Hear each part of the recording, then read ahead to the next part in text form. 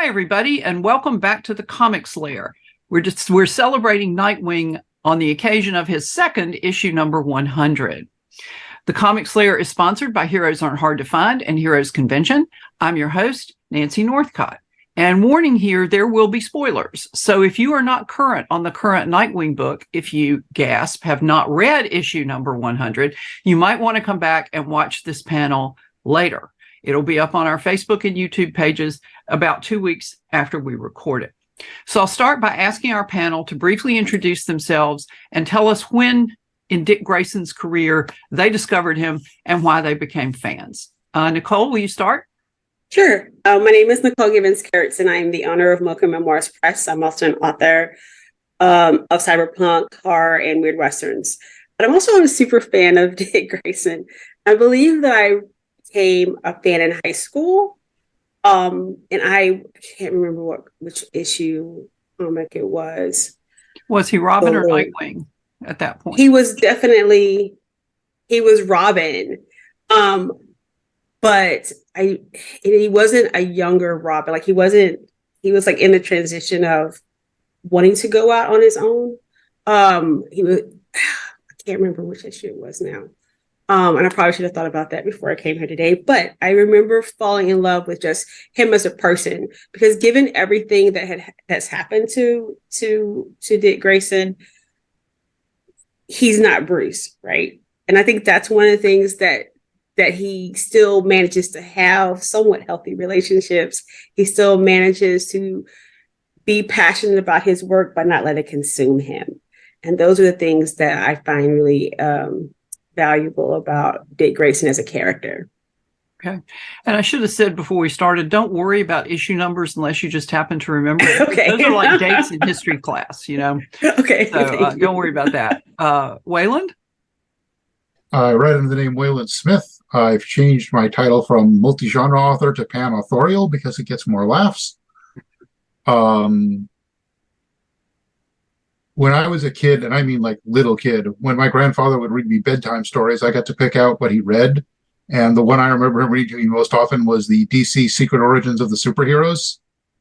And Batman and Robin were both in that one. So I guess you could say way back when. And I've been reading comics long enough that I have the run of New Teen Titans, where he goes from Robin to Dick Grayson for a while and then to Nightwing. Chuck? I'm Chuck Coletta. I'm a teacher at the Department of Popular Culture at Bowling Green State University in Ohio. And I probably started becoming aware of Robin, Dick Grayson, when I was a little kid watching the Super Friends back in the 1970s.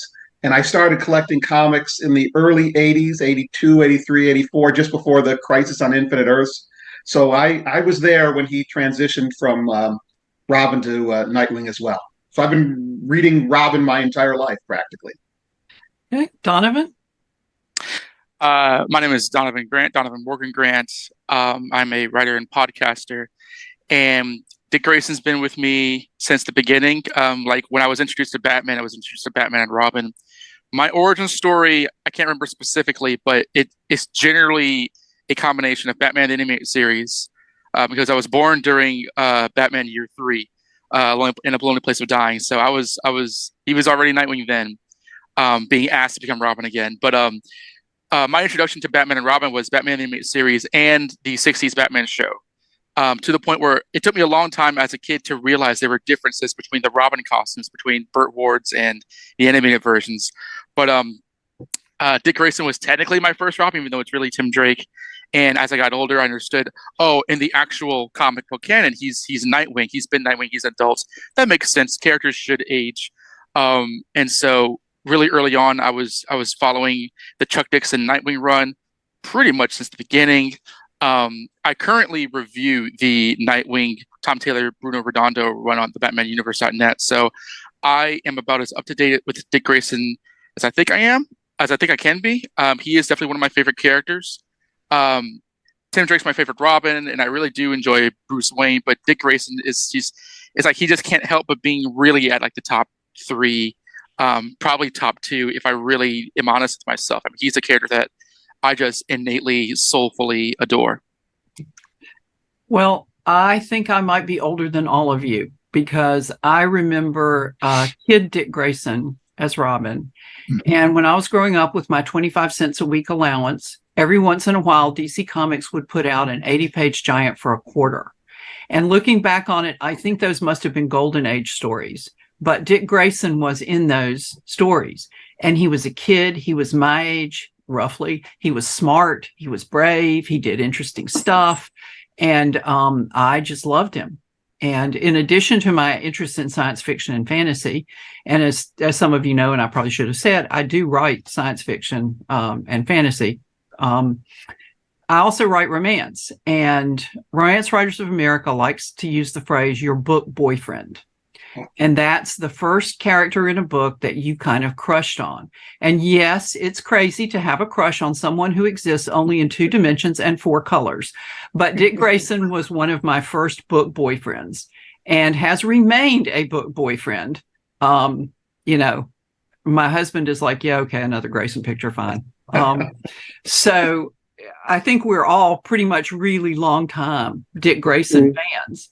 And so he's had a long and varied career with many, many phases. Wayland, what's your favorite phase of Dick's career? Disco Wing? No, actually, that's just the first figure that I grabbed off my shelf there. I'm not sure about favorite phase. I can get to a few particular moments.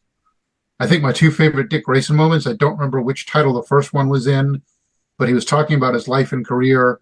And it was when he was about to transition, and he said something to the effect of, I've seen too much to be Robin, but I'm way too optimistic to be Batman. That is my favorite Nightwing quote of all time. And then when he was still Robin, there was a new Teen Titans, Batman and the Outsiders team up. Yep. And Batman started to take control, and finally Dick just snapped, was like, no, you're using your people the wrong way. Here's what we're going to do. And everybody listened to him instead of Batman. And I thought that was a fantastic moment. Chuck? Well, I think the older I get, the more I like the older comics. I was really into when he was in the Teen Titans and Perez and Wolfman were getting those characters going. And I also really liked a few years back when he was the secret agent. You know, that was something sort of out of left field. I hadn't been reading the character for a while, and I dived into that, and I really enjoyed it. But what I've been reading lately is behind me. I've got lots of collections of the various DC books and the histories of Robin. So I sort of like that 1940s, early 1950s. That's just sort of what I'm reading now. Okay. Donovan? Well, when I think of Dick Grayson's voice, I think of Lauren Lester from the animated series. I remember being really jazzed when he first appeared as Nightwing in 1997, I believe. It's interesting. If I can kind of like split it, the Chuck Dixon Nightwing era, I think it's great. I love his voice for that when he interacts with different characters such as Oracle, such as Robin and Batman, and his sort of reference for like the wider DC world and his psychology there. But I like him as sort of an older Robin. So a lot how Mark Waid's writing him in the World's Finest comic, where he's still Robin. He's presumably underage. He's a teenager, but he's not the kid Robin. He's not like he's not the character that you wonder why he's out. Like he looks like he can take care of himself, but he's still a teenager. And I really like that version, where it's not kind of like weird to look at, but at the same time, that's definitely, a teen sidekick, the one that kind of leads the Teen Titans, the one that isn't up to his potential yet, but he's still really a really great superhero. So between that and Nightwing, those are my preferred versions of Robin, or Dick Grayson. Although I don't dislike any version really, for the most part. Okay, Nicole? I like him in the animated series as well. But I think I like Dick most when he is leading a team. And you can see that in like Teen Titans, but also when he took over the Outsiders for a little bit. I think that's the run I read like every single copy. Because it showed him in a different light than you usually see him. And I really enjoyed that the most. I think those are the things, the two runs or the two experiences that I liked him both as a leader. I like Dick Grayson as a leader. Again, because there's a saying that everyone in the Justice League, everyone, despite their personality differences, everyone trusts Dick Grayson. Everyone trusts Nightwing. And that says a lot about his character, that every single person, think about the Justice League and how just how all those diverse personalities are, but everyone trusts him. And I think that says a lot about him as a character. Well, I really love the new Teen Titans phase, especially the early phase. Toward the end, after it was waning, I didn't think it was quite as good a series. But I also liked it because of the way it handled the transition from Robin to Nightwing. And it really showed character evolution and growth. And even as deconstructed as a lot of DC comics are these days, and as slow as the pace is, we frequently don't get that kind of in-depth character development. And I also liked the Dixon run. And one of the things I particularly liked about it was his relationship with Barbara Gordon and the way that that was handled in that run. I thought it was great. And I also agree that Lauren Lester just did a fabulous job in the animated series. And one of my favorite it's not really a movie, but if you put the two together, you can kind of call it a movie. The two parts of Dick Grayson's or Robin's origin as they were done in the series. I mean, I just thought that was terrific. So now that we've all had our feel-good moment, let's move into a little controversy. Lately, there have been disputes on social media, which, as social media does, occasionally rush into flame wars about who is Dick Grayson's actual best friend. Is it Wally West, as has recently been argued, or is it Donna Troy, as many more longtime fans would argue? And what's your take? Chuck, what do you think? Well, I would say Donna Troy, but I'm going back to the 1980s. So I don't know where the continuity is as much as I probably should. I think the appeal of Batman and Robin in the earliest days was that his best friend was Batman. And it was a father-son thing. And I understand how it was a wish fulfillment character. But if you're looking for characters his own age that he interacted with, I would fall on that Donna Troy side. But I don't know what's happened in their relationship in the last 20 years. So, okay, Donovan. I love this question. It's funny because I've seen it. I've seen the inconsistency throughout the years. I remember, I believe it's during the Danny O'Neill Great Land miniseries where he switches from his second costume to his third costume.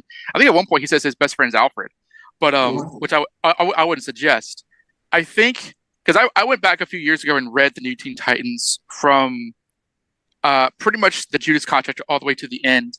And I think through that series, I would suggest Donna. But at the same time, I'm wondering, did he have a lot of solo team-ups with Kid Flash? I know there's like a Darwin Cook story where it's Robin and Kid Flash. I've seen some post-52 stories where they kind of seed that. So I think it depends. I think I've read more of their relationship between Dick and Donna. I think that doesn't do anything against him and Wally. It's not like one makes the other one feel insignificant. I feel that he has a more meaningful relationship with Donna and a more traditional sort of platonic male best friend kind of thing with Wally. And I suppose if you want to put weight on either or, I would say Donna, but I'm not going to argue against Wally either. Okay. Nicole? I also say Donna. If you think about the Teen Titans television show, it's not my favorite. I'm sorry. But I think the relationship one of the best things about it is the relationship between Donna Troy and Dick Grayson in that series. And so I would definitely think, and I think there's just more history there. But again, like Donovan, I won't argue against Wally, but if I had to choose, which you're asking me to choose, I would definitely pick Donna. Okay, Wayland? The Wally thing isn't that recent, actually. Back in the Dixon run, they both said it flat out that they were best friends, and they also established that every summer they went on a road trip together. Oh yeah. So you go way back to that, and then in more recent issues of Nightwing, Wally's the one he's talked to the most often, and I think Dick was best man at Wally's wedding, if I'm remembering correctly. Well, I've not read that. I would argue it's Dick, but I appear to be in the minority here. And I also want to argue against Donna. But Okay. Well, it was after Dick and Barbara broke up. It was Wally who went to check on Barbara, not Donna. But Right. my personal vote is for Donna because I like the brother-sister dynamic that they have. It's almost more than just friends, but that's kind of the Titans, all the Titans. It's in one book, Dick said, I think it's Dick who says to Bruce, look, the Justice League's a team, you work together. The Titans are a family. It's different. Words to that effect. And so I would pick Donna, but in keeping with everyone else's sentiments, I wouldn't argue against Wally because I loved the little team up that they did in an early issue of Nightwing. And it's a lot of fun. And so as long as we are picking, there's also a lot of controversy about Dick's love life. Oh, Yeah. Lord, yes. So Lord, that yes. too rises to the level of Flame Wars. And it's kind of like so many fans feel like if they are in the Dick and Corey corner, then they have to trash Barbara and vice versa. And I'm not sure where that's coming from, but that's where a lot of people seem to feel. And so before we do that, Nicole, we're coming up on the time that you need to leave. Do you want to tell the folks where they can find you and if there's Sure. anything recent or upcoming you want to mention? And then you can just give us a wave and drop off when you need to. Okay.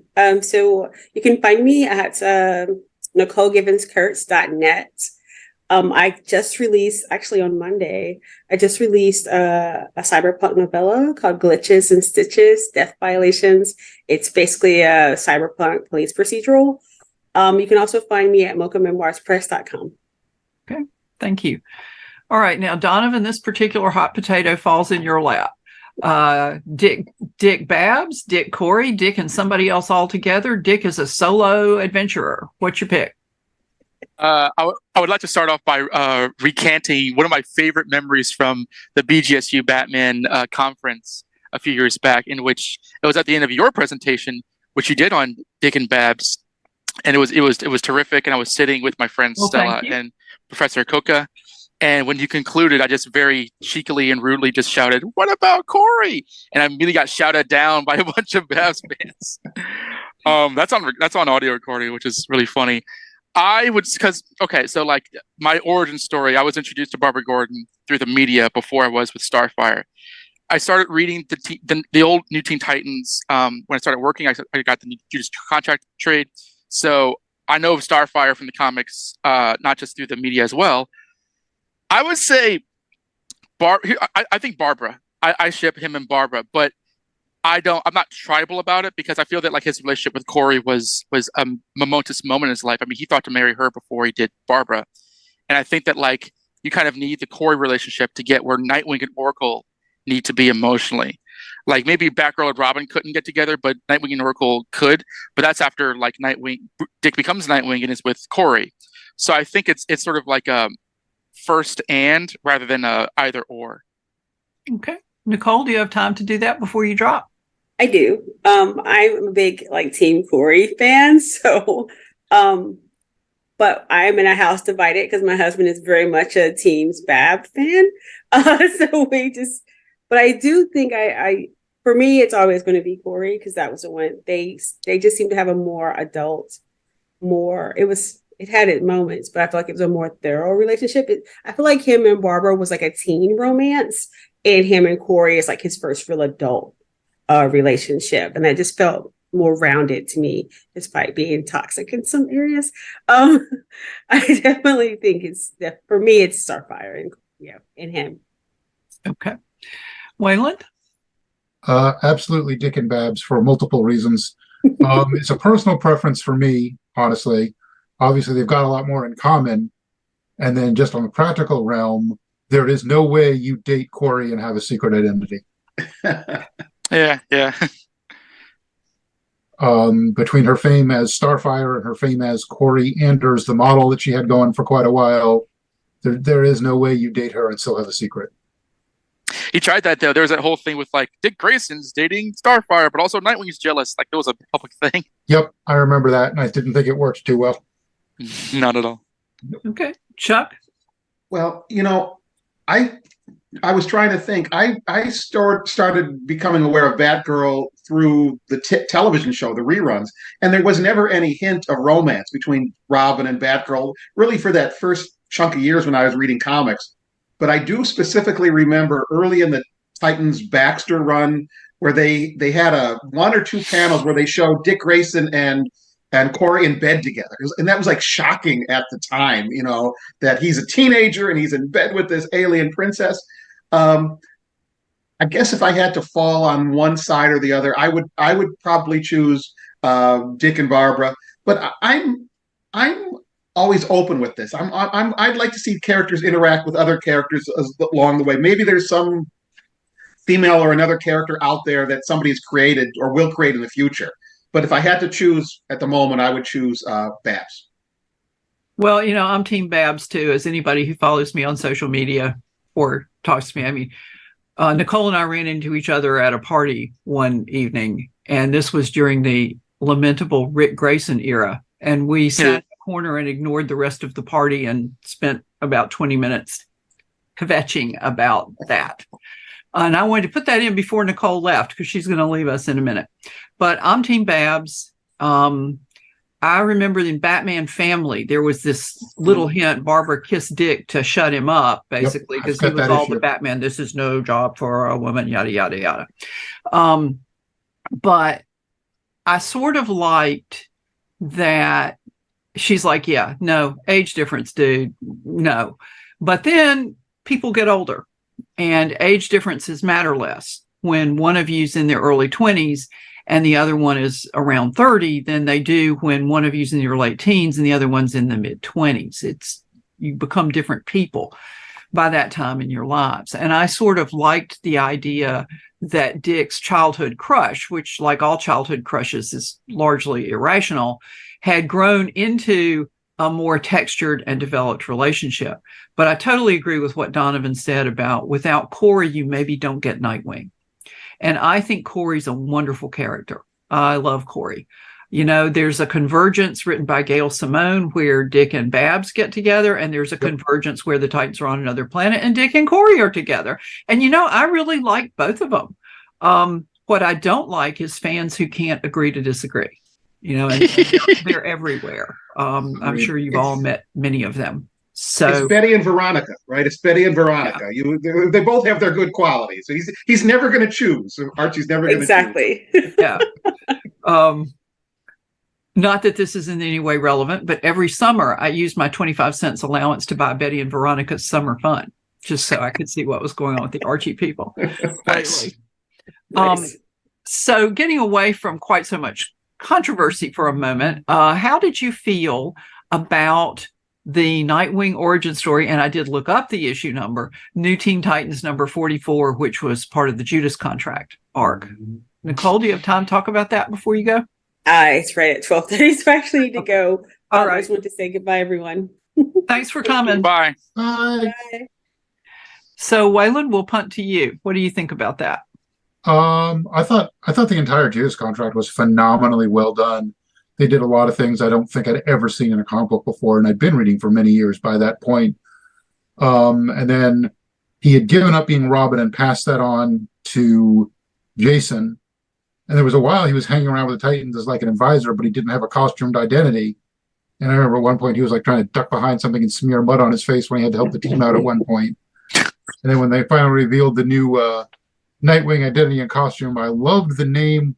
Wasn't a huge fan of the original costume, despite the figure I was holding up earlier, but I'm glad he grew into something that's a little better and works for him. And the Judas Contract as a whole, I think, was one of the most impactful comic book stories I had ever read at that point, and still might be. Okay. Chuck?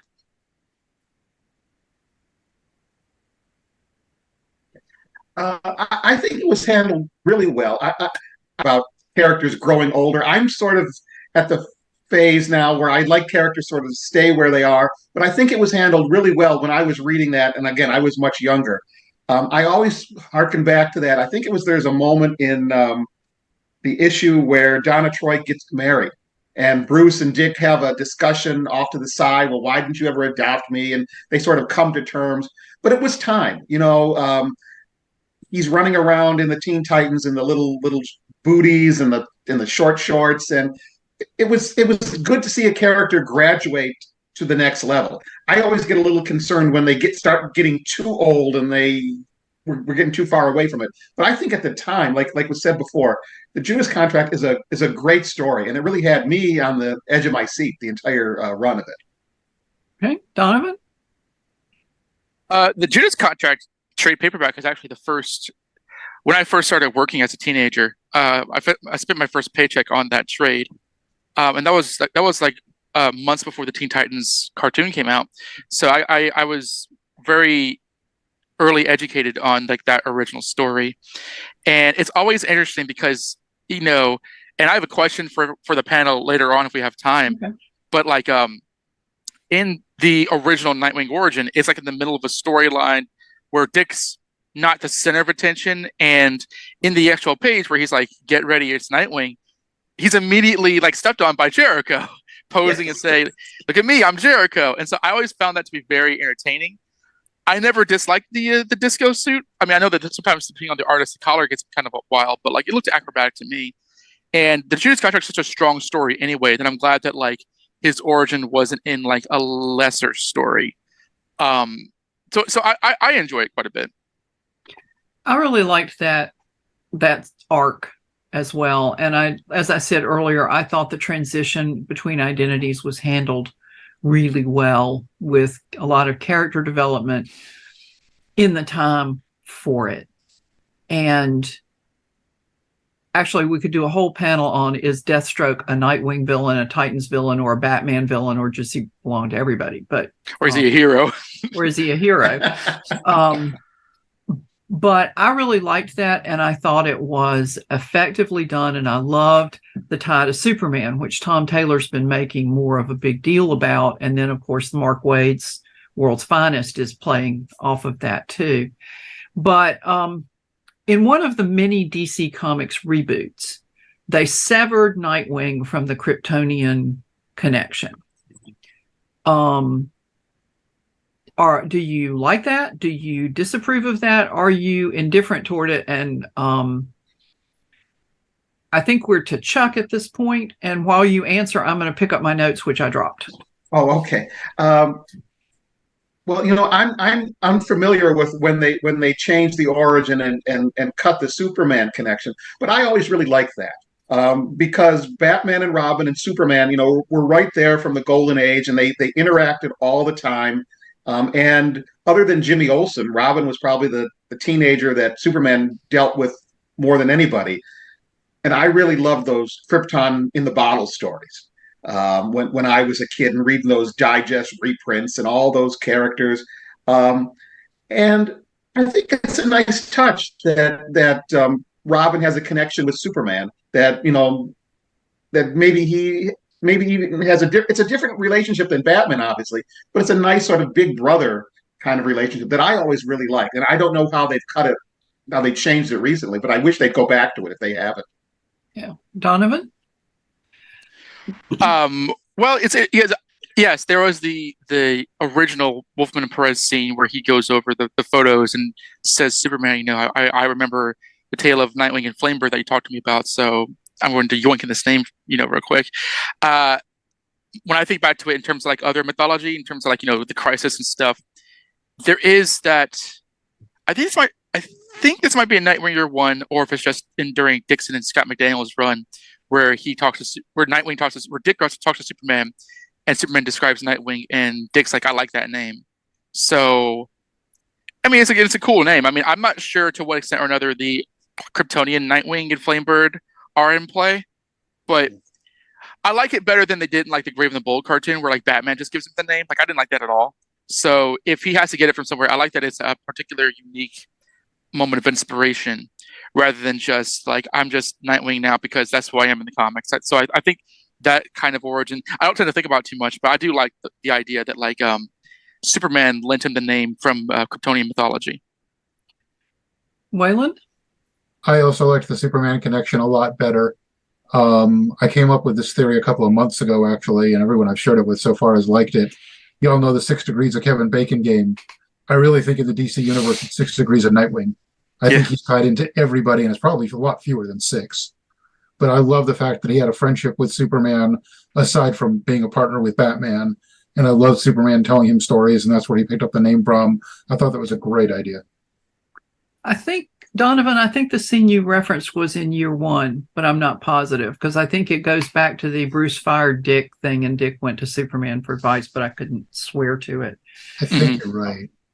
I don't like that severing because it severs a connection between the characters that was there before.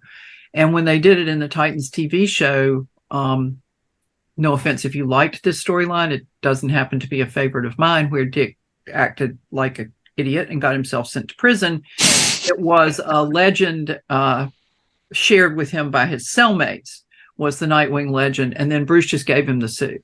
And I thought, no. There's a lot of things I don't like about that show. Yeah. I mean, I think it had its bright moments. But when you're going, really? A lot of the time it's not. I just never really felt like it hit its stride. And now it never will. But, yeah, as of this week.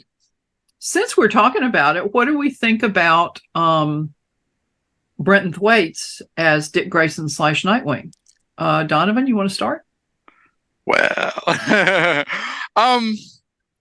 think he looks like the part. I think that I really don't like this show at all, but I think that physically he looks like an idea, like him and the gentleman who plays Bruce Wayne look like the idea of if Adam West and Burt Ward kind of went on and got older. And I think he looks like if Burt Ward matured into a Nightwing kind of character. I think he looks good in the Robin suit. I think the Nightwing suit looks too bulky. Or it's not even too bulky. It's I don't like the armoring of it. I think the Titans costumes, I think the best part about it, the costumes are terrific. Wonder Girl's costume's great. Deathstroke's costume's great. But the Robin and Nightwing suits just look a little too artificial for my taste. And I think that I understand that Jeff Johns tried to make the explanation that, in the Titans era, Dick wasn't as jovial or jocular as Chuck Dixon would render him to be. He was a lot more of a leader. He was a lot more serious, a bit more Cyclops-esque. I think it's true, but I think that he still draws way too serious, and I don't really see Dick Grayson in. There's his leadership qualities and his serious qualities, but I think there's little. He's kind of pulled into his plots too much. It's not really Brenton Thwaites' fault, but the sort of guttural, sort of Dean Winchester voice that he kind of puts on. There was one moment I really liked him when he first appears as Nightwing against Deathstroke. I think Deathstroke said Grayson, and he's the one and only. And I was like, that's Nightwing right there. That's Nightwing 100%. But it's too few and far between for me to really say that he's in my upper echelon. But I'm not in the history of blaming actors, So I think there's good elements to him, but they're not concerned with giving him the best things I think they could, which I can say about a lot of superhero actors. Yeah. Okay. Wayland? Pretty much going to echo Donovan. I think visually, yeah, he was great. The entire first season of Titans, I kept sitting there going, okay, who is this character supposed to be? Because this is no version of Dick Grayson I've ever seen or read about before. And it wasn't oh, cool, that's an interesting spin. It was more kind of what did you do? Got a little better towards the end, but again, no disrespect to Mr. Thwaite, but yeah, not a fan. Okay. Chuck? Well, you know what? I have to admit, I didn't get much beyond the first season. I have them all on DVD. I bought them, and I wasn't a huge fan of the series, but I would just chime in. I think one of the big mistakes that Warner Brothers and DC have done over the years is they didn't include Robin in the movies or Dick Grayson in the movies more. I would like to have seen, what Tim Burton was going to do or Christopher Nolan or whatever. And I understand people said, well, you don't want to put a little teenage kid in there and make it unrealistic. Reeves will do it. Right. And I think he does lighten the tone up. And, I would like to see Batman a little bit lighter and smiling a little bit more once in a while. And I really think that Robin or Nightwing on the big screen would really work if they somehow could figure out a way to do it. But they haven't been since the 80s anyway. Or, well, Christopher, what's his name? Chris O'Donnell. Chris O'Donnell was, but Well, I'm with you all in that I don't really like the characterization that they gave Dick in the Titans show. I think Brenton Thwaites did a great job with the material he had to work with. I agree that he looks the part, and I agree that that's too much armor. Dick's an acrobat. And granted, the stunt guy is doing all the stunts in that armor, but Nightwing in the comics doesn't wear armor. And so I don't understand why they felt the need to go down that road. But I missed his humor because Dick always has a flash of that. Now, not all the time, not at a moment when it would get in the way of handling the situation, but he does. And my favorite episode of the whole series, the one I liked the best and the one that I downloaded to keep is, I bought it, I paid for it, I didn't pirate it before anybody asks, was season 1, episode 8, Donna Troy. I thought the dynamics between Dick and Donna were really well done. Not comic book tracking maybe, but well done, and I could believe it, and I thought the actors totally sold it. And I thought Connor Leslie was great as Donna. She is perfect, yeah. Yeah, she was at Dragon Con last year, and I went to the Titans panel, and she had short hair. And I thought, okay, either she's off the show or they're doing Troya. And as it turned out, of course, she's off the show. She was off the show. And I'm not sure the writers really knew what to do with her anyway. Sometimes I look at those episodes and I think, did you actually read New Teen Titans at all? And I was thinking, I don't think you did. So, yeah. So I'll sort of miss seeing live action Titans, even if I cringed at it from time to time because it was live action Titans.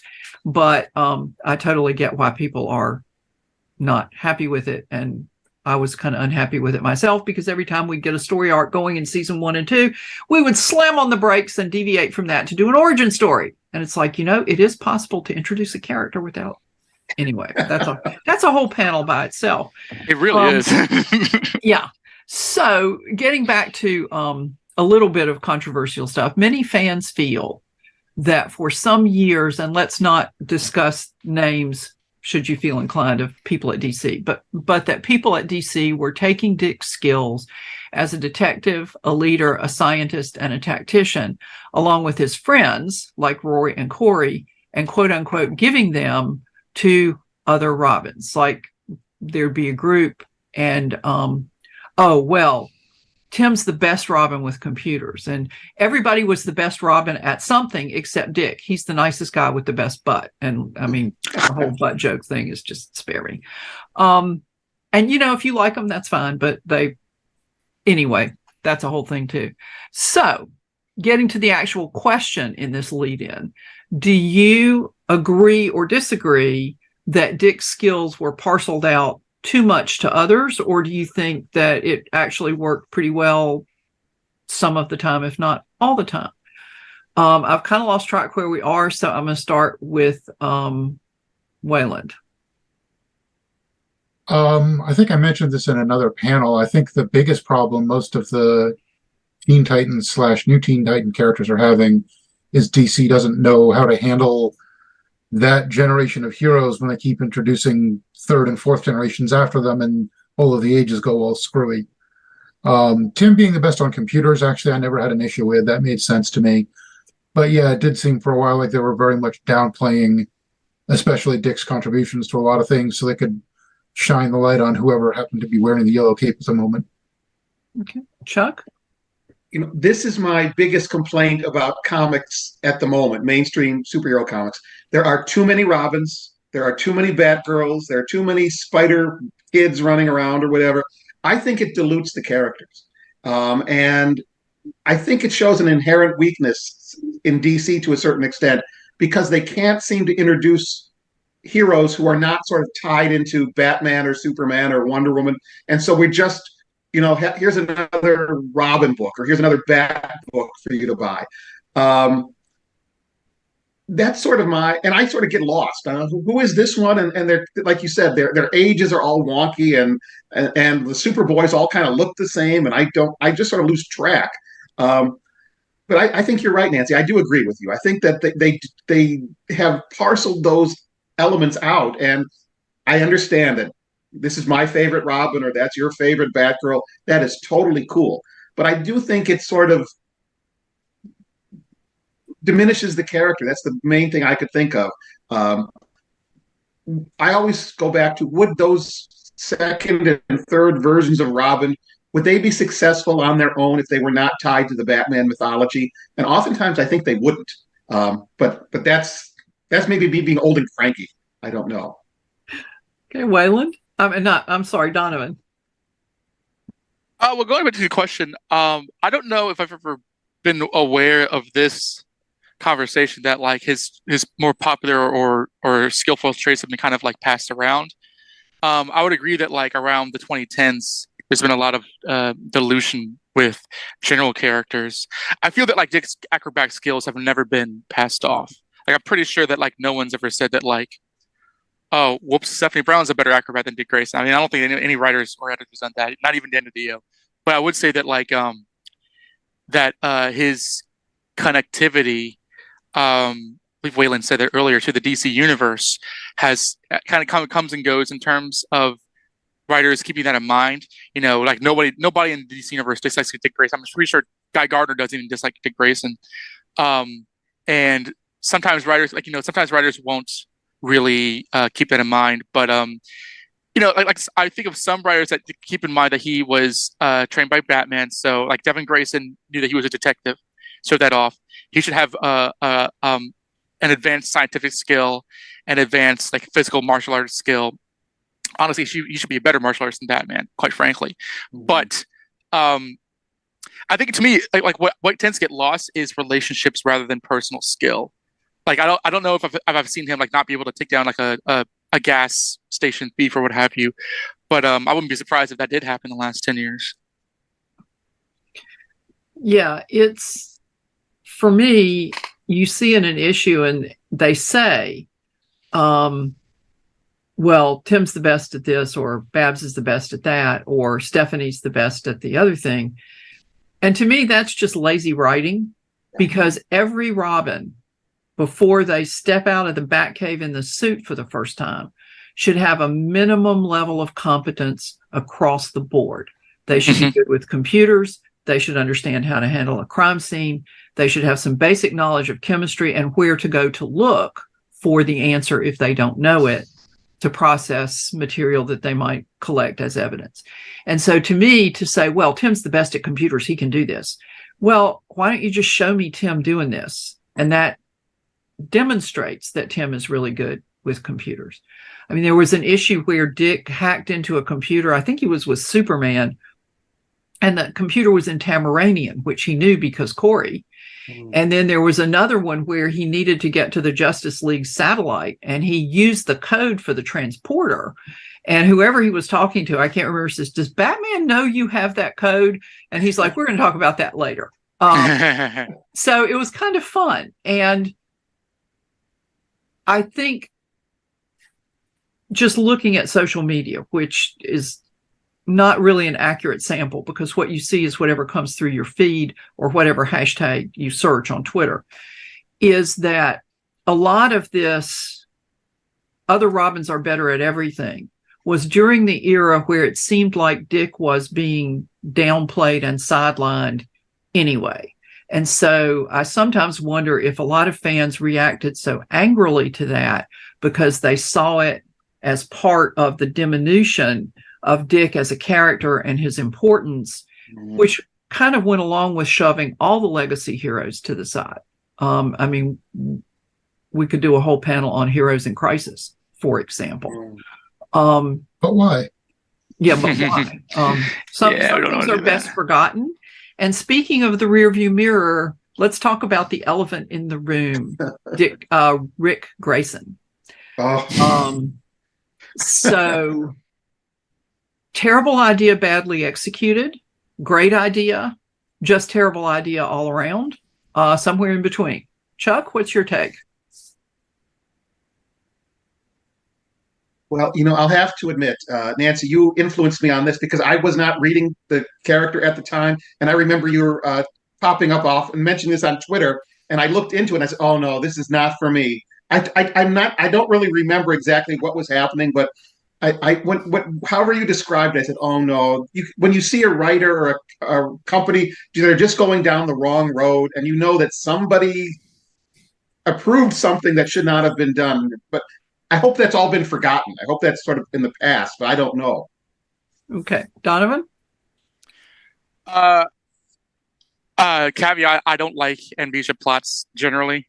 I think it was a decent enough idea that was that had a good writer in Dan Jurgens, but was just completely squandered because he just kind of turns into like Chris O'Donnell from the second act of Batman Forever and says, "I don't want to do nothing." And he's like, "Well, I guess I was got to be a hero. I'll put grease on my face." And then the way it's resolved is like through magic. During like a storyline that's not even a Nightwing storyline, it's like the Joker War thing. It was. I feel that like in 5 seconds I can think of something better. Like if he lost his memory, learned that his parents are dead, learned that he's adopted of Batman and that he's an adult and that there are several descendants after him, he could try to be at it. Try to come back at it again. Realize maybe I want to be somebody else and try to do something. The fact that they played him so antagonistic against it from the start just made it an unpleasant story to read. I think the idea of all the cops dressed as the various Nightwing costumes was a neat idea. A good subplot. I like that better than like a whole Dick Grayson thing. So I don't really dislike the idea, but it's like they had every bad solution or every bad option for like the 2 years it went on, and it really. I don't know if I have much antipathy for it as it is. Like it was such wasted potential more than anything else. And I'm sorry that it was as bad as it was. Hey, Wayland? Hated every second of it. From the initial incident that caused it not even being in his own book. Because let's change a major character in someone else's title. I've told you how much of a lifelong Nightwing Dick Grayson fan I am. I think it was 3 issues into the Rick Grayson stuff. For the first time in my life, I went to the local comic shop and said, "I am dropping this book." Oh. And I did not pick it up again until maybe a year ago. I dropped it. I couldn't take it. It was so badly done. I'd flip through it occasionally on the stands and just be like, "Nope," and put it right back down. Well, I sort of looked at the first issue after that and thought they gave us Travis Moore on the art to try to make us like it, and it's not going to work. So, I think it could have been a good opportunity to explore who Dick Grayson is at heart, but it was rotating writers. For years, I saved the screenshot of the solicitation that was Percy's idea for that, which was to have Tim come and help Dick get back his skills and recover from this injury. See, that would have been great. And that would have been great, and it would have explored the character. But instead of exploring, where the heck were the Titans while all this was going on? Did they not care enough to come see what was going on?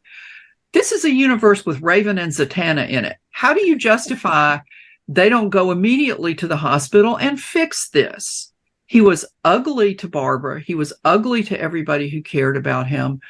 And yet, had they done something like Percy's idea with Tim, had the Titans come in and had him not be so hostile. I really liked the character of Bee. She was the main thing I liked about that run. And I, too, dropped Nightwing. When it became obvious that this was going to go on for a while, I dropped it because, what I heard through the grapevine was that a lot of people dropped it. Some people picked it up. As it went on, a lot of those people dropped it. So I think they were just holding on to it.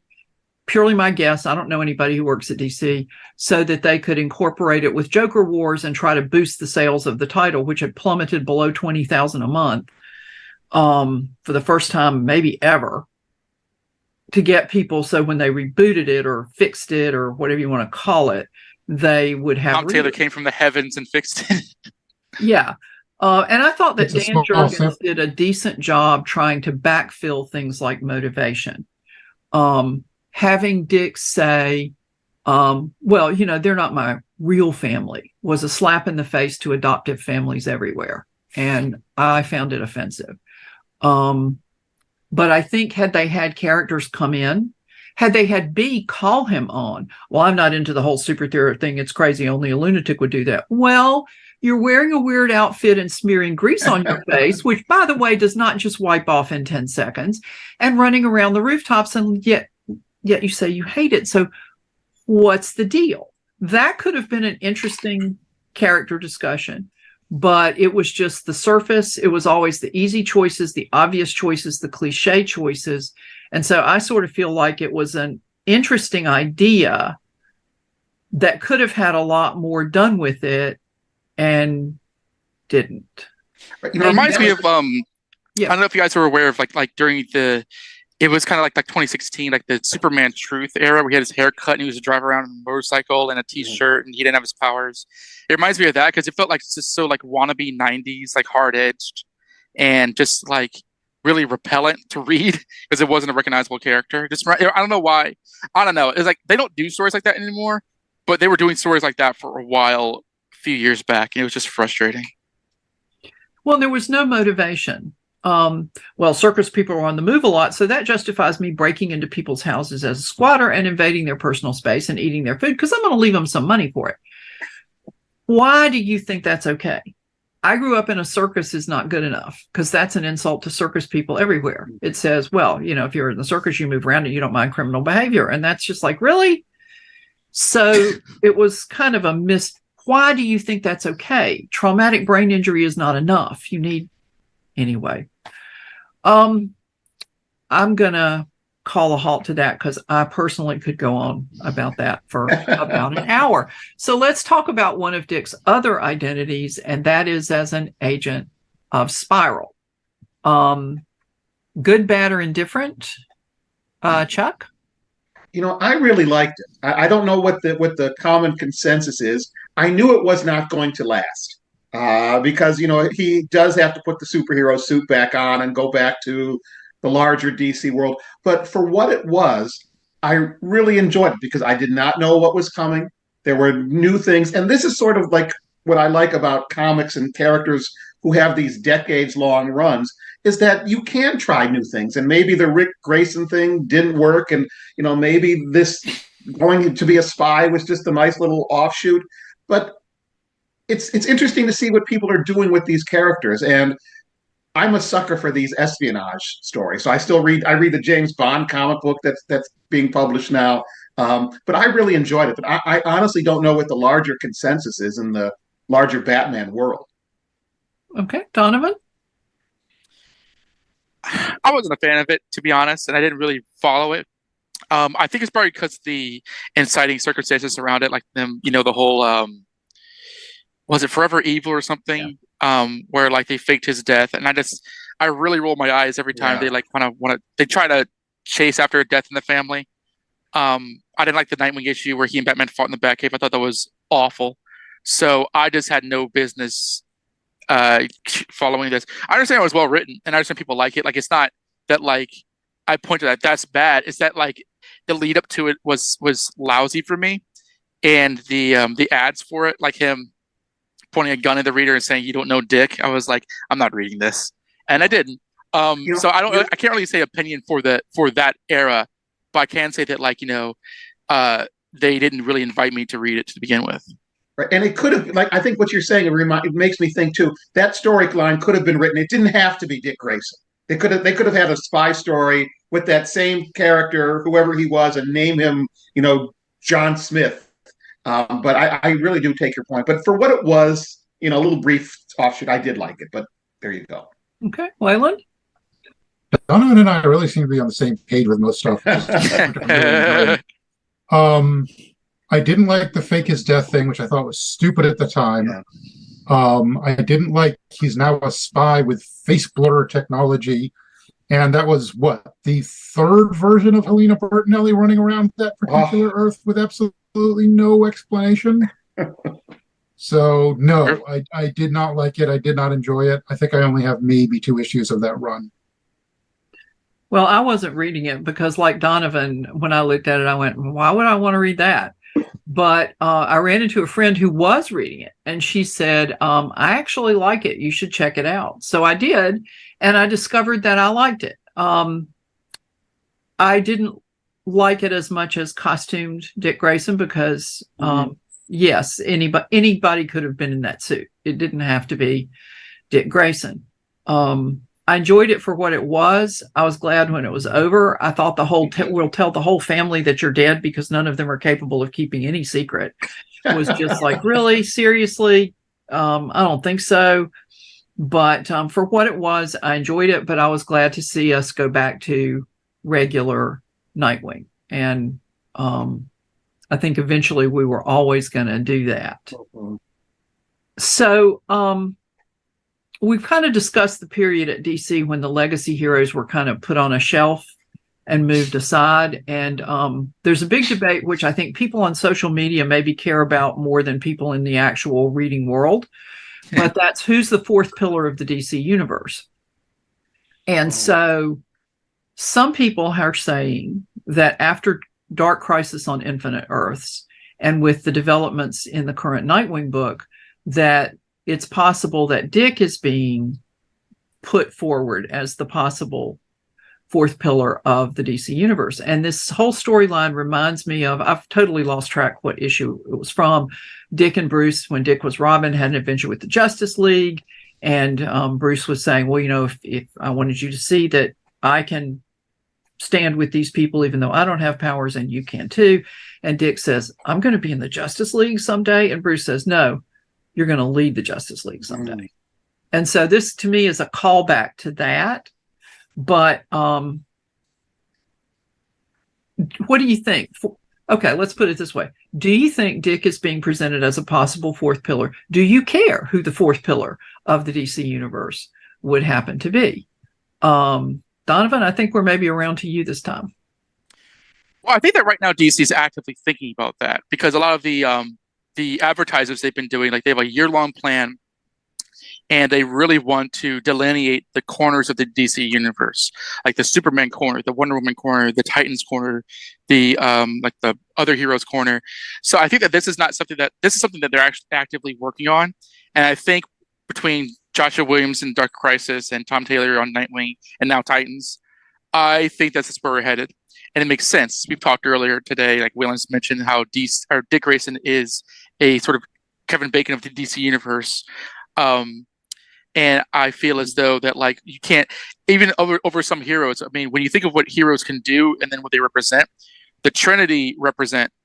They embody representation. I mean, Superman's during the daytime, Batman's during the nighttime. Wonder Woman's the best of both worlds. She can be an ambassador of peace. She can also be a fearful warrior. And then Dick Grayson, Nightwing, is like he operates primarily in the night, but he can also be anything that people need him to be. And so after that, I'm thinking like, okay, Aquaman has the Kingdom of the Seas. What does Green Lantern represent? Precisely, Flash is a great superhero, but I think Nightwing has a bit of a sort of a representational hierarchy over all of those. So I think that that's true. I think that like they're putting an active effort into just not saying how great Nightwing is, but showing it in the universe, whether he ends up leading the JLA or not, because the Titans and Bloodhaven now, I'm not sure. But I think that's where we're going, and I would be surprised if this gets dropped off. This is a really good idea. Okay, Wayland. I do think they're leading in that direction, and I think it's a good choice. The other thing you got to remember about the original Teen Titans group, because they all came into it so young, Dick's been a hero for a larger proportion of his life than that first generation was. Plus, he's been around so long, been with Batman, the Titans, the Gotham heroes. He actually has led the Justice League, at least in one incarnation in the past. I think him being the one that everyone would listen to, trust, go to with problems makes perfect sense. And especially with some of the stories they've dipped some of the other ones into, I could see the hero population as a whole maybe wanting to go to somebody else for a while. And I certainly think Dick's a great choice for that. Okay. Chuck? Well, I agree with everything that's just been said. And at different points in DC history, it seems like Green Lantern is that fourth pillar, like you're saying, or it could be Captain Marvel, Shazam. Um, the thing that I think I respond to most about this character, now that I'm just thinking what everybody's talking about, at the moment he's sort of Batman without the crazy, without the angst, and so I respond to that. Batman has sort of lost me in sometimes in recent years, where he's a little bit too intense or a little bit too powerful, and Dick Grayson seems really more like the average guy. And I really do appreciate where they're going with the character. I just recently picked up the new Nightwing series in the last couple of months, and I'm rapidly catching up. But I really enjoyed it, and I hope they keep going on in this direction. Well, Actually, could I touch on one other thing real quick, Nancy? Absolutely. It was the recent Nightwing annual that they just did. There were 3 stories in that annual, and what I think was the best one and the most perfect thing I've seen for a character study, the new Superman, John Kent, goes to Nightwing for training. Oh. And in addition to the concept was beautiful, I loved the flashes of something comes up in the training, you see how Batman handled it, and then you see Dick handling it so much better. And I thought it was a beautiful story and a great character study, and I really, really liked that. Well, there have been a couple of references in recent years to somebody talking to Bruce about why he brought Dick into the whole superhero thing in the first place. And one character, I can't remember who it is, says to Bruce, "Oh, so he would turn out like you?" And Bruce is like, "No, so he wouldn't." First season of Young Justice, and it was a phenomenal scene. It was Wonder Woman calling him on it. Yeah. And it's for anybody who's not familiar with that era, when Dick led the Justice League, it was Justice League Obsidian Age. And I like the scene in there where they sit down in the meeting room for the first time, and there's some crosstalk and some sniping about romantic relationships or something. And Dick goes, "Okay, enough of that. We got business to do." And everybody sits down and tends to business. And I thought that was really great. Getting back to romantic questions, there's just one thing before we move on from that. I talk a lot about social media because I see a lot of comic stuff on social media. And there are a lot of people on social media, I think primarily newer fans, who see that annual where there's a flashback to Dick coming to see Barbara right before he's supposed to marry Corey, and they have sex, and he's effectively cheating on Corey with Babs and misleading Babs at the same time. And many fans, I see you, Donovan, cringing like that, they go, "Well, he's a player, look at this." I think it's the fallacy of the small sample, because that's a single episode. But what's your response to people who say that? Wayland, what about you? I'm going to veer into Young Justice territory again, because this came up over there. Just as an aside, I think the ongoing Young Justice cartoon has some of the best characterizations of many of these heroes I've ever seen. But absolutely, there was one point in there, somebody was watching him talk with Zatanna like months after their relationship had ended. And someone says, that's his superpower. He actually gets along with all of his exes. And I don't think Dick is a player. The demands of his life make it challenging to have a relationship with him, especially if you're not in the hero game, which is another reason I love him and Babs together. But I certainly don't think he's a player. And that bit where he did kind of cheat on Corey with Babs and lie to her in the process, that was another one of those, you're not familiar with this character, are you, moments for me. Chuck? Yes. Again, I know I sound like a crank on some of these answers, but the other thing that I don't respond to in comic books at the moment, the superhero stories, is I do think they're veering somewhat too much into sort of Days of Our Lives soap opera territory. I like the superhero action, and that incident that you just described, that just doesn't seem heroic enough, or I would expect more of Robin and or Dick Grayson, Nightwing, and I know that he's considered now the ladies' man of the DC universe, and you mentioned all the things about his butt all over the social media. But I think that has gone a little bit too far. You know, he is still an honorable, upright guy, and I did not care for that myself. Donovan? I'll try to be succinct.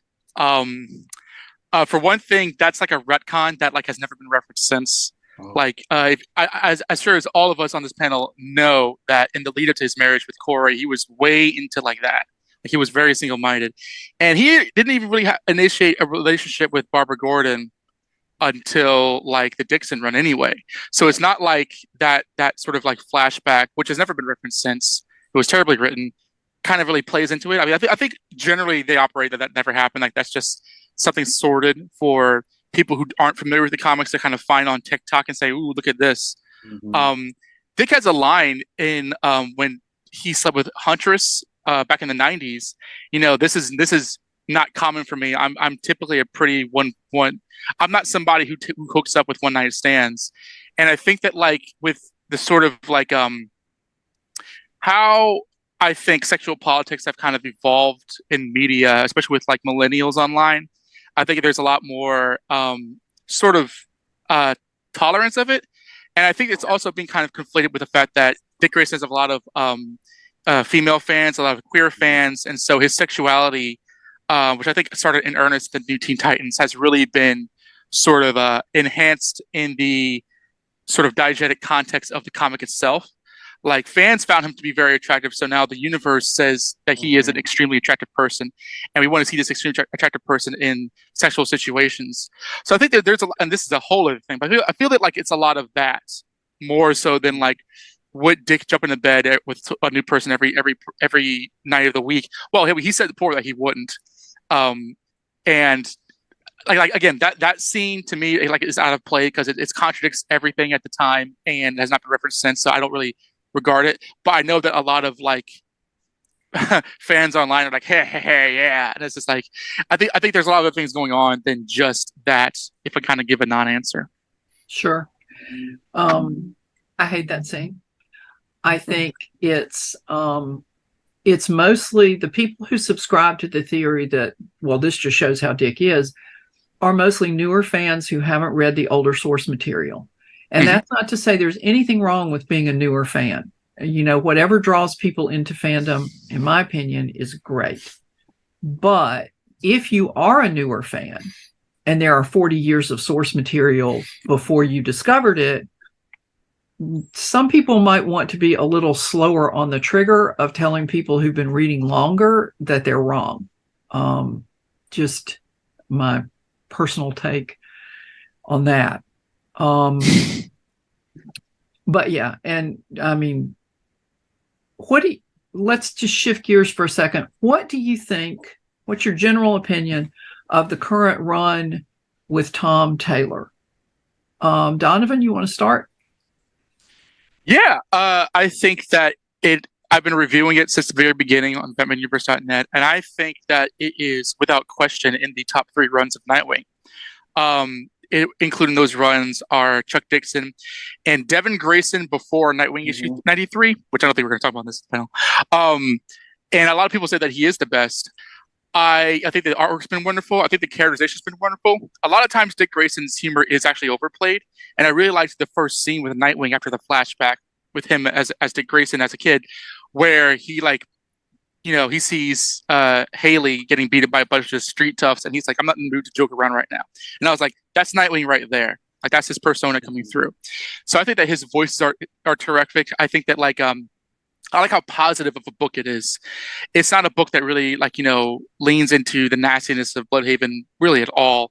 And it really plays into the strengths of Nightwing as a character and his connection with the DC universe.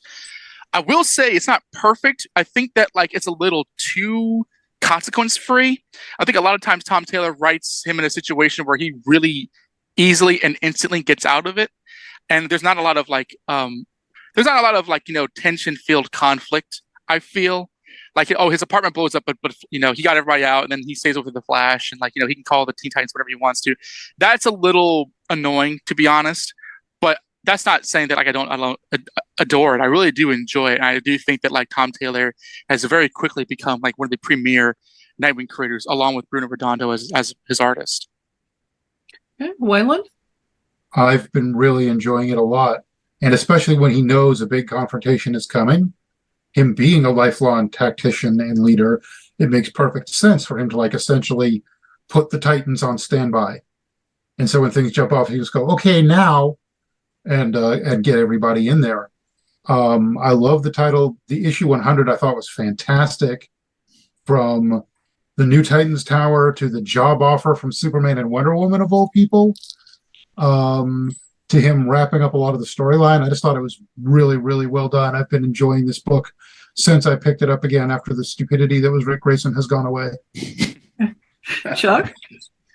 Well, I have to admit, I'm a little bit behind. I started to notice that there was some rumblings about the new Nightwing book, because every time I would go to the store, my local comic book shop, they had all been sold out. I have to admit, I really do like Tom Taylor's writing. I pick up everything that he's writing at the moment. And I am not as far along as you guys are, but I did sneak a peek. I spoiler alerted myself and read the last couple of pages of the issue 100. And it's thumbs up for me. That's sort of what I want in a superhero story. It's straight ahead and it's fun and it's challenging. And I from what I've read, I highly recommend it. But I still have a lot of issues to go to catch up to you guys. Well, I'm sort of the fly in the ointment. I have mixed feelings about the run. There are a lot of things I like about it. I like that it's so positive. I like that Dick's connections to the wider DC universe are coming into play. I love the dog. I know some people hate the dog. I love the dog. And I love that first issue. The problems I have with it, or have had with it, are in the first issue when Dick realizes there's an intruder in his apartment and he just dives through the window and Babs flips him. Would you really just dive through the window and not do any kind of a recon to figure out what the heck? And there seemed to be times when, like when he knew there was a price on his head, does he call in the Titans to protect him? No, Babs does. And I'm thinking, he's not stupid or suicidal. So, and the thing that bothers me the most about it overall is Heartless was in the first issue, and we still have not resolved that. And it's beginning to make me crazy. There are a lot of things I like about it. I love the artwork. Bruno Redondo, Travis Moore as a fill-in, wonderful. Not crazy about the sister, but she's not a real turnoff for me. I just don't think we really needed her. I think that the sister relationship was a reason for him to trust her immediately. But I think we all know people who are not particularly close to or particularly trusting of siblings they've known their whole lives. So for me, that was not an adequate rationale for putting that character in there and making her his sister. And then it seemed kind of torturous to do it so that John wasn't cheating on Mary and everything was okay. And so there are things about it that bother me. Am I still buying it? Yes. I loved issue 100. And I think the reason I loved it was Dick was in the driver's seat. And when Dick and the Titans are in a book together, he should always be in the driver's seat. Always, always. And one of the things I liked about the Dixon run a lot was the way he and Babs worked together. She would feed him intel from cameras, from sources that she had. But he's the one who made the plan, and he's the one who executed it. And so to the extent that that has not always been true in this run, I haven't liked that about it. But I loved issue 100. I love to see his connection with the Titans. I'm so glad to see Vic back with the Titans where he actually, belongs. Because I really had missed his relationship with Gar, which was so lovely in New Teen Titans. And then they just blew it up and Gar went into limbo and Vic went into the Justice League. So I like it more than I don't like it, but there are things about it I don't love. And my issue with the story progression is really an issue I have with a lot of DC titles. I covered a panel for Dragon Con. It was a memorial panel for Denny O'Neil. And one of the people on the panel talked about learning from Denny as a young writer. And he said that Denny had told him that there needed to be something on every single page that move the overall story forward. And that hasn't happened in DC books. Sometimes there's one thing in the issue that moves the overall story forward. And I just find that really frustrating. Obviously, that doesn't bother everybody, because if it bothered everybody, nobody would be buying DC Comics. And I'm still buying DC Comics. I just find the pacing of the storylines overall problematic. And I've especially noticed it because we established that Heartless is there. We established he's evil. We established he's an immediate threat. And all these issues later, he's still wandering around collecting hearts. And so that kind of bothers me. But obviously, lots of people love it because it is selling out. And I really kind of wanted the Dan Mora variant cover for issue 100. I don't buy a lot of variant covers, but I really wanted that one. And my comic shop didn't get one. So, and even if they had, there's a limit to what I'm going to spend on a variant cover. And I think that was like the shop had to order 100 copies or something to get it. It was some huge number that they had to order to get that cover. So we've talked about the current run, and we've talked about Dick's relationships. And let's talk now about a relationship we kind of skirted around.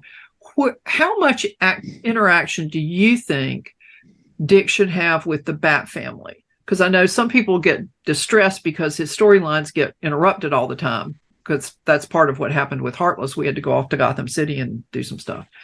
Do you think the Bat fam should be in and out of his book? He should be in theirs. They should stay away except for special occasions, or something in between? Wayland? They're absolutely a part of his life, and I have no problem with them popping up. What I would like to see them do more of is something like Dick is doing his own thing and gets like a call from Tim. Hey, can I run something by you? What would you do here? I think that would make a lot of sense. Them randomly showing up in Bloodhaven, cell phones exist, or him suddenly having to go to Gotham all the time, I'm not as much a fan of, but some degree of interaction, and maybe even more Dick and Tim as opposed to Nightwing and Robin interaction, I think I'd really be okay with. Okay. Chuck? Well, I do agree with that, and I'm not running DC Comics or writing. Nobody would let me do that. I think the Bat family is too big, and it's becoming unwieldy for me. But I think just what was said, that these characters should have some interaction, and he's off in his world, and he doesn't have to be joined at the hip with all the other characters. But it would be nice to know that there's some connection there. Okay, Donovan. I like how it was done in the Taylor and Redondo issue last year, where he unveiled like the Alfred Pennyworth Foundation, I think, and he got he mentioned like the text thread. And so he opens up his phone, and you see the various Bat family members respond, like Tim, and they're all color coded. It's like Tim, Steph, and Jason, and stuff. And then Cassandra, their emojis. And then Batman calls him, like in costume, in the middle of like a case. Says, I can't be there, but I just want to say I'm proud of you, and I'll be proud of you. Like that stuff's good. It's like that's a family thing, because he has his own life. The Titans are his kind of age contemporaries. He has his own thing in Bloodhaven as Nightwing. But your family members are going to be there, so they shouldn't be ignored. At the same time, I've never minded him interacting with the other family members. I kind of liked how it was in the 90s, where the earthquake happens, and just a whole issue of him traveling from Bloodhaven to Gotham, because that's where he needs to help people. But that's not, they're not in Bloodhaven. I've never felt they should be crowbarred into it. So I think that there's a balance to it, and I think that they should be not terribly far, but also, they shouldn't be the supporting characters in this book either way. And I think it should be too difficult to balance that. Yeah. I enjoyed an issue when, and I don't remember when it was, but Damian turned up in Bloodhaven. And I think Roy turned up too, and they didn't get along. So Dick was constantly refereeing Roy and Damian. I think it was Roy. And that was a fun issue. And I sort of would like to see them do a little building on Dick's relationship with Damian from his time as Batman. And so I would love to see just the occasional phone call. Like you all are saying, you can do that in a panel. Another excerpt from the chat. I thought the chat reference was hilarious. Some people really didn't like it. I liked it a lot. But I'd rather he not be going to Gotham every year for a Batman event. I would just assume he has his thing in Bloodhaven and somebody pops up every now and again. And I would like that a whole lot better because it is a family thing. And, there's an issue where I forget who it is who calls him, but he says, well, for you, I've always got time. Even though he's come in, he's tired, he's taken off his costume, he's ready to crash. Well, I've got time for you kind of thing. And I really liked that a lot. Donovan, you said you wanted to pose a question to the panel before we wrapped up. What's your question? Yes, I'm glad you remember that. We referenced, the Judas Contract and the Nightwing's Orange Story.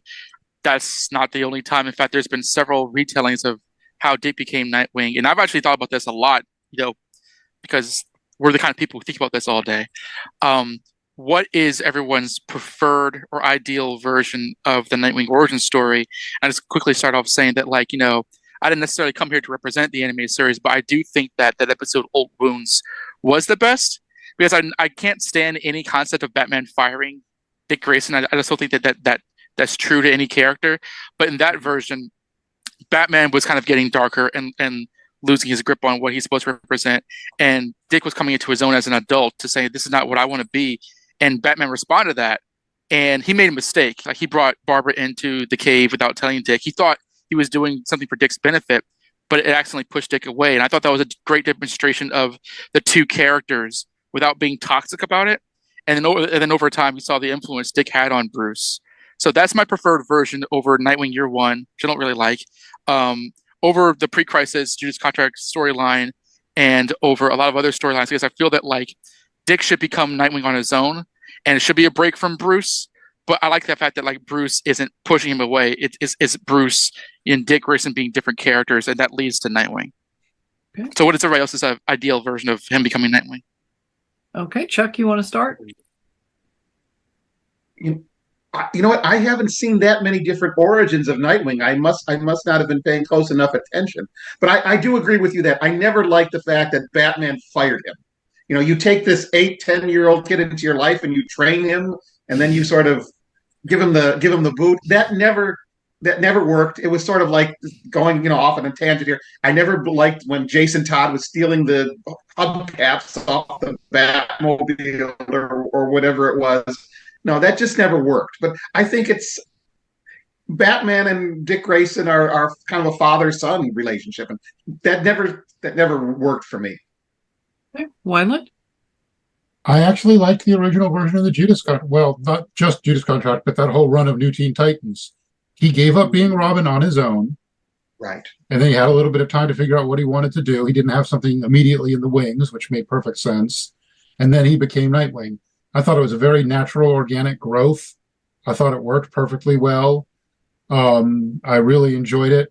Nightwing Year One was a good story. I did like a lot of it. But I think that original New Teen Titans run is still the best version of it. It's my favorite. I have a tendency to be most loyal to whatever I discovered first. So my Star Trek will always be the original series. Episode 4, A New Hope, will always be Star Wars to me. Yes. It's my Stargate will always be SG-1. So it's kind of natural that I would gravitate more toward the Judas Contract. And I sometimes think that this whole business of, Bruce fired Dick, which doesn't make any sense if you could bring in another kid right away. Right.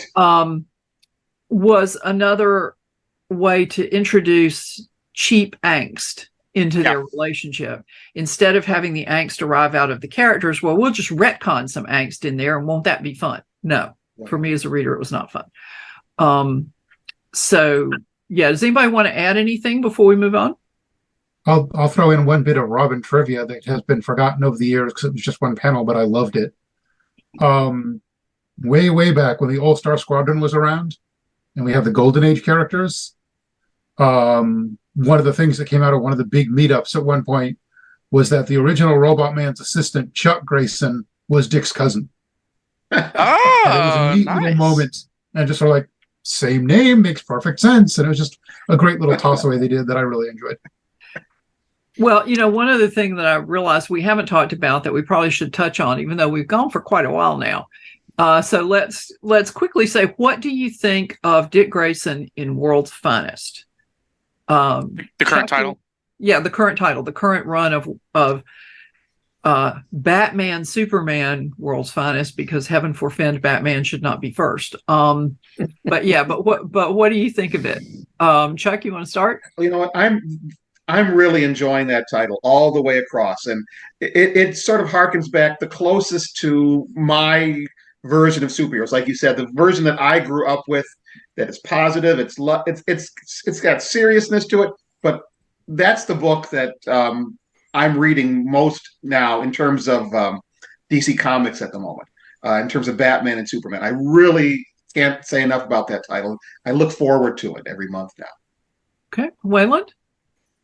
There was a screw up with my sub at the comic shop between Batman, Superman, and then World's Finest, and then something else happening at one point. And I think I only have the first 2 issues of it. So I don't feel like I have a large enough sample size to say what I read I liked. And I guess I'm going to wait for trades at this point. But this is one area in which I largely profess ignorance.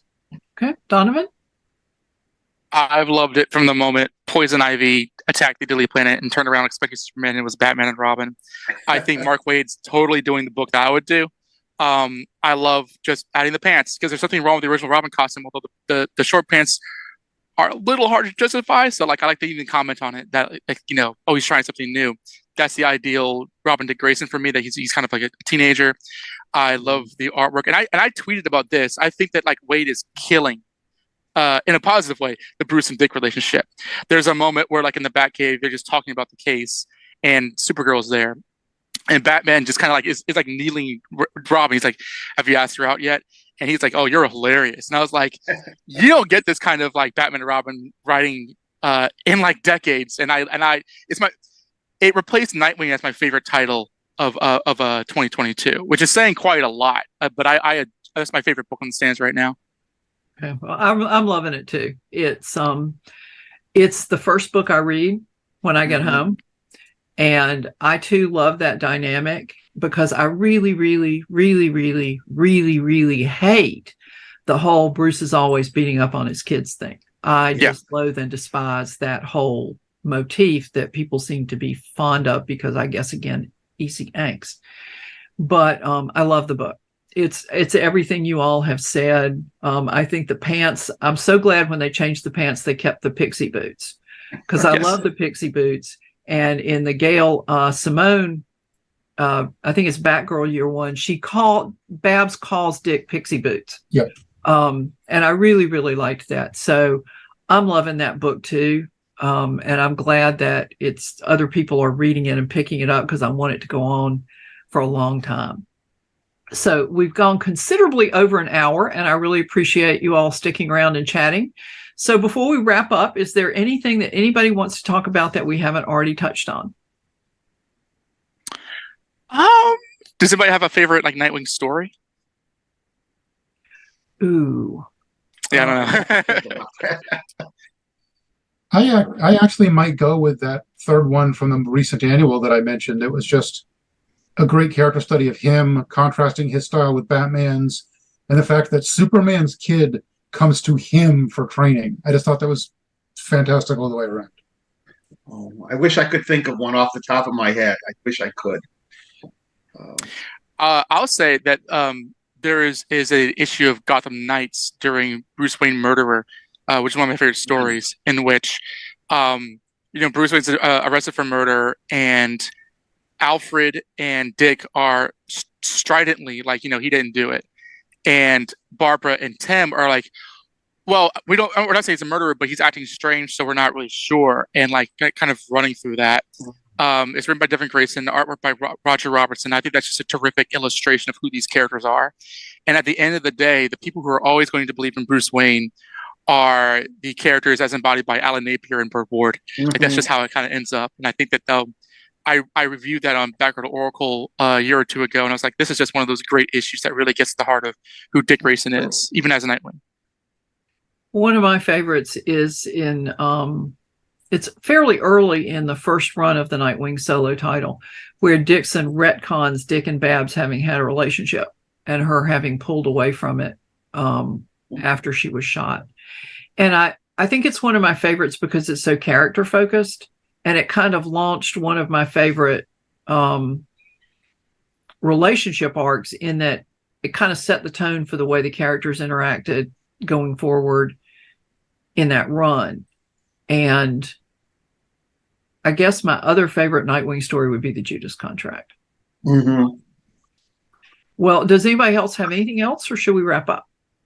Well, it's interesting that you say that the Judas Contract is a Nightwing story. I kind of see it as a Titan story, but I wouldn't disagree with you, because I guess this is origin. That is a Dick Grayson story ultimately. Yeah. Mm-hmm. Well, and there's that moment in the Return of Donna Troy, one of the many, when she's married to one of the Titans, and our Titans use a transporter to go get her. And that it's just a moment, really, but they come out of transport, and the first words out of Dick's mouth were, "Get me a sit rep." And that's so Dick Grayson. I love that moment. I think I'm going to go with, again, because there have been so many, the very first Who is Donna Troy story back in New Teen Titans, where, if I'm remembering right, they pretty much weren't even in costume for the entire issue. Yeah. But it was Dick actually sorting through the pieces and the remnants they'd always have and piecing Donna's early life together. And he did that for her, I think, as a wedding present, because I think it was right before she got married. I think so. And it was just such a great story, and it really highlighted his detective skills, his devotion to his friends, and I just thought it was a phenomenal story. Well, really good story. And her trust in him, that she would come to him to do this. Okay, well, we'll close it out for now. I want to thank all of you for participating. And please, before we leave, tell the people where they can find you on social media. And if you have a recent or an upcoming project you'd like to bring to everyone's attention, this would be the time for it. Donovan? Thank you very much for having me. This was fun. I'll run through it quickly. I actually work for DC on their website. I write content for DC.com, so you can see various interviews and articles I have up there. As I've mentioned before, for the BatmanUniverse.net, I review the monthly Nightwing title. I have a podcast titled Questions We Don't Have Answers, which Nancy was on a couple years back, with my co-host and friend, Mr. Harrison Chute. I come up from a comic book background. He comes from a sci-fi background, but we're both very interested in social and political issues in regards to media. So you can find that at qnoanswers.com. You know, it's a bit, we have pretty blue language, and we're extremely left-wing political, but we're also very, very nerdy. So you can feel free for us to talk about those kinds of, we have a variety of topics on that podcast. And you can follow me on Twitter at DonoDMG1. Okay. Chuck? Well, I am at Bowling Green State University, and my only social media is on Twitter, Dr. Pop Culture BG. And I'm currently teaching a course on comic book superheroes and culture. And what we are gearing up for in late September, the last weekend in September, we are going to be holding our Spider-Man in Popular Culture Conference. It's based on the Batman conference that we had a few years ago. We had some other conferences that were derailed because of all the chaos over the last couple of years. It is free and open to the public. If you go to find me on Twitter, you can find a call for papers. And we are hoping that as many people will come to talk about Spider-Man and all of his various incarnations in media and different Miles Morales, Peter Parker, Gwen Stacy. So if you're interested in Spider-Man, please consider joining us in September. I will be there. Yeah, please do. You were great. Both of you and Nancy were great. Well, thank you. It was a great weekend. I'm not submitting anything because I don't read Spider-Man regularly, but I'm planning to come and hear what other people have to say about him. Wayland? On Twitter, at least while there is still a Twitter, I'm at Wayland Smith 1. I still want to find who beat me to that. If you search for Wayland Smith on Facebook and you find an avatar with a German Shepherd head, that's me. I write reviews for all the comic book-based TV shows and movies at a site called comicbookclog.com. That's been a little inactive lately, but I'm trying to get back into finishing off some things there. And aside from that, I do a whole bunch of various shows, and the one you can count on every year is if I'm not at Dragon Con, I'm dead. Well, you can find me here on ConTinual. And for other information, you can visit nancynorthcott.com. I spend more time on Twitter, as you've probably guessed from my frequent references to social media, than is really good for me. And I'm at Nancy Northcott on Twitter. I have a Facebook author page that just kind of sits there. And I have a street team, which is Nancy Northcott Street Team on Facebook, that I'm really just getting going. My next release will be the third volume in the historical fantasy Boar King's Honor trilogy from Falstaff Books, The King's Champion, and that will be out in early 2023. So I actually forgot. Can I go back on one thing real Absolutely. quick? My last book that came out was actually book 2 of my Wild Side series, which is about superhuman mercenaries. It's called Old Gods and New Drugs. Well, thank you all again for joining the panel. Thank you to everyone who is watching, and thank you to our sponsors, Heroes Aren't Hard to Find and Heroes Convention. For more information, visit heroesonline.com.